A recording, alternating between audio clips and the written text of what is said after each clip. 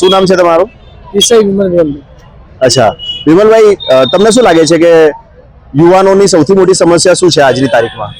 યુવાની social media વધારે સમસ્યા. Social media, મોબાઈલો. અચ્છા, તમને લાગે છે કે સૌથી વધારે યુવા પેઢી મોબાઈલ વાપરી રહી છે અને પોતાનો ટાઈમ બરબાદ કરી રહી છે? આ એ વાત સાચી. પૂરો મોબાઈલ અત્યારે જનરેશન એવી થઈ છે, એના બાળક બી અત્યારે સતત ફોન જ જોઈ જાય. અચ્છા ભણતર પર ફોકસ જ નહીં. અચ્છા, તમે અત્યારે શું કરો છો? અત્યારે હું ગ્રેજ્યુએશન કરું, મારું કોલેજ ચાલુ છે. અચ્છા, તો ગ્રેજ્યુએશનમાં તમે કોલેજમાં હો છો, તો કોલેજમાં તમે શું જુઓ છો કે બીજા લોકોનું સૌથી મોટું દૂષણ શું છે, કાં તો સમસ્યા શું છે બીજા લોકોની, તમારા સિવાય, તમારા ફ્રેન્ડ્સની કે નહીં? હા, એ કોલેજમાં કોઈ જ્યાદાતર કોઈ લેક્ચર અટેન્ડ કરતું નહીં. હા, બધા બહાર જ હોય જ્યાદાતર. બાકી જ કોઈ કોલેજના અંદર સ્ટુડન્ટ 20 જેટલા જ આવે, ઓકે. બાકી હોતા જ નહીં. તમારી જિંદગીમાં હીરો કોણ છે, તમારી લાઈફનો હીરો? મારા લાઈફનો હીરો મારા ફાધર. અચ્છા, તમારા ફાધર.